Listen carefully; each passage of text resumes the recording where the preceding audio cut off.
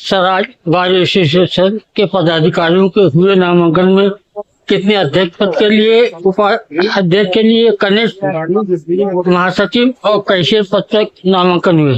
अध्यक्ष पद के लिए 3 पर्चे मिले हैं, संजय सक्सेना, रजनीश कुमार सक्सेना, मोहम्मद असलम। और वरिष्ठ उपाध्यक्ष के लिए 4 पर्चे मिले हैं, संजय कुमार पांडे, शिवराम वर्मा, शिवसागर वर्मा, लखनलाल पांडे, विकास चंद्र सक्सेना। और महासचिव के लिए 4 पर्चे मिले हैं, सुशील कुमार सक्सेना, लाला राम, संजय विश्वास, मुकेश गुप्ता तथा अन्य विभिन्न पदों पर भी अपने अपने पर्चों की स्वीकार भर के नामांकन दिए हैं। जांच कब होगी इसकी? इनकी कल हम जांच करेंगे और परसों जो है इनकी वापसी होगी और 30 तारीख को मतदान के लिए क्या व्यवस्थाएं, क्या इंतजाम किए गए? मतदान ऊपर हाल के अंदर, हमारे अजोक्ता हाल के अंदर होगा और गुप्त मतदान होगा।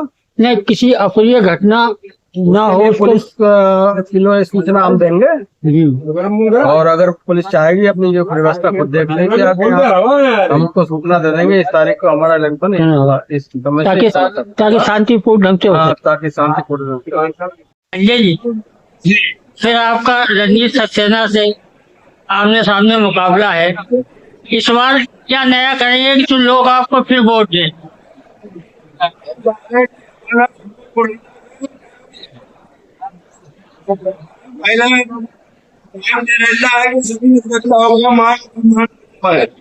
सबको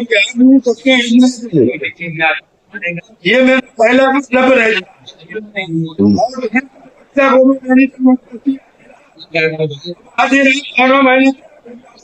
ये नहीं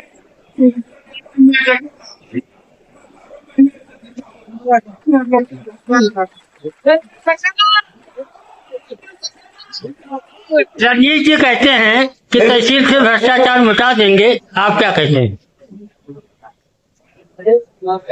ऐसा है कि भ्रष्टाचार तो एक बहुत बड़ी जंग है। इसका वादा झूठा करना कि हम भ्रष्टाचार मिटा देंगे, ऐसा हमने कहीं नहीं कहा।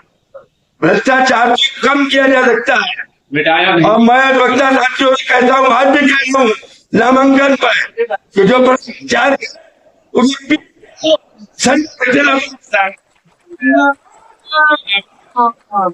बताओ, ठीक रजनीश ने रखा होगा पीटा पांडे ने, रजनीश पांडे ने कानून को पीटा, संजय सक्सेना ने खत्म कराया। हम इतना ऐसा आधी रात वकीलों के साथ रहते हैं और आगे भी रहेंगे और गलत प्रचार करा जा रहा है कि मैंने मुंसिफ न्यायालय के लिए नहीं किया। 15 एकड़ 67 डिसमिल जमीन विधायक जी के सहयोग से प्रस्ताव पुलकित खरे ने भेजी। सबसे पहले मेरा ये है कि 15 एकड़ 67 डिसमिल के बाद की बात है, कार्यकाल कम होता है। सबसे पहले न्याय विभाग के नाम और जमीन में ये मेरा वादा है। ये है कि जो मेरे 4 साल में बिल्डिंग जो है इसकी संतुष्टि हुई थी इसे गिराने के लिए, लेकिन नीलामी की प्रक्रिया गलत रही, इसलिए नहीं। सबसे पहले मैं अध्यक्ष बनते ही इस बिल्डिंग को गिराऊंगा और 150 वक्ता होगा जो चैम्बर बनाऊंगा। डबल 150 होगा चैम्बर। और मेरे भाइयों, अब किताब की पढ़ाई खत्म हो गई है, किताब की पढ़ाई खत्म हो गई है। अब सब ऑनलाइन डिजिटल इंडिया है, सब डिजिटल है। यहाँ पर लाइब्रेरी चाहे मुझे स्थापित करना पड़े, या लाइब्रेरी की स्थापना कराऊंगा। जितने हमारे सभी लोग लाभान्वित होंगे और हमारे जो जूनियर अधिवक्ता साथी हैं उनका सम्मान हमेशा मिलना चाहिए और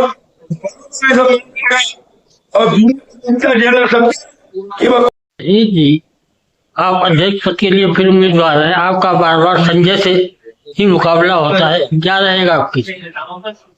अब की बार 150 बार नहीं, ये लफाजी क्यों करते हो? 150 की कैसे होगी? ईमानदारी बात करो, आप वकील हो, कोई सियासी थोड़ी हो। ऐसा है ना, 237 वोट है। हाँ, 150 से ऊपर मिलेंगे। आप अकेले लड़ रहे हैं? बात कर रहे हैं, सीट की बात कर रहे हैं। आप अकेले लड़ रहे हैं या पूरी कैबिनेट को साथ में लड़ा रहे हैं? नहीं, हम अपने पद के लिए अपने आप लड़- अकेले लड़ रहे हैं। उम्मीद है जीतोगे, हाँ बिल्कुल इसलिए लड़ रहे पूरा हैं। समर्थन है। पूरा मतलब जो है युवा वर्ग हमारे साथ है और सीनियर सब हमारे साथ। नहीं, ऐसा क्या है कि आप क्यों जीते?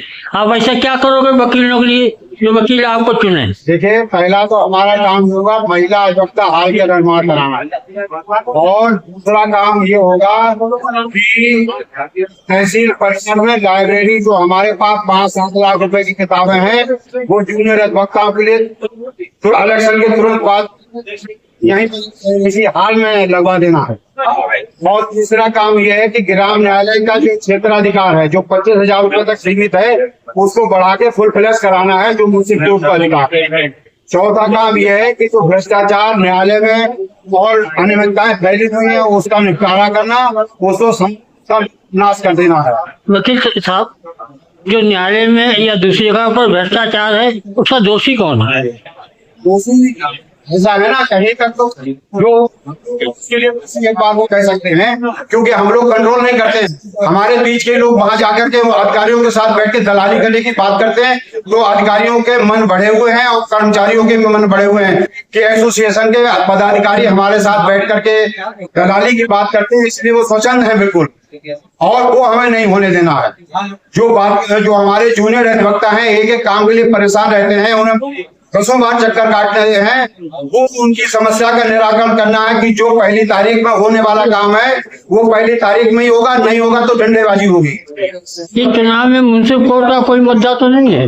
मुंसिफ कोर्ट का ऐसा ना, मुंसिफ कोर्ट का तो बहुत लंबा काम हो गया, बहुत वायदे लोगों ने कर दिए और कोई लाभ हम लोग नहीं उठा पाए, एक दूसरे की टांग खींचते रहे। ये काम 2012 में कंप्लीट हो चुका था, लेकिन जैसे ही सत्ता परिवर्तन हुआ 2013 में यहाँ के पदाधिकारियों ने कोई पैरवी नहीं की। जज साहब की रिपोर्ट लगी हुई है मुंसिफ कोर्ट की फाइल पे, 2013 सितंबर 2013 की है रिपोर्ट वो, कि पूरनपुर में अधिवक्ताओं को मुंसिफ कोर्ट की आवश्यकता नहीं है, और वो आर्डर आज भी प्रभावी है।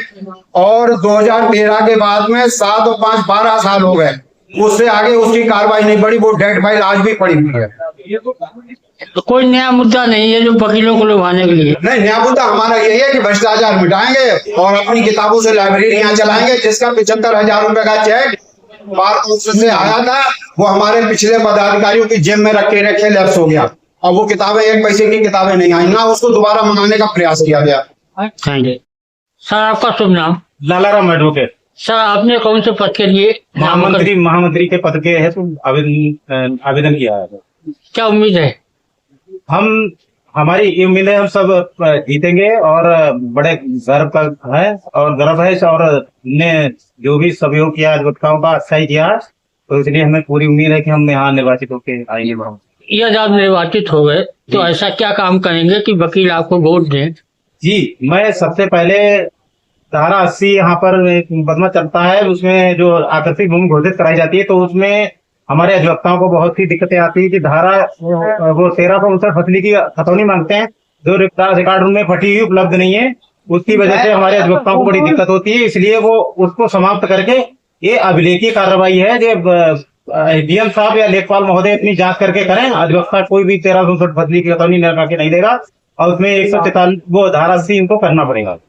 हर पदाधिकारी तहसील के भ्रष्टाचार की बात कर रहा है, इस भ्रष्टाचार के लिए दोषी कौन? इसके लिए दोषी तो सर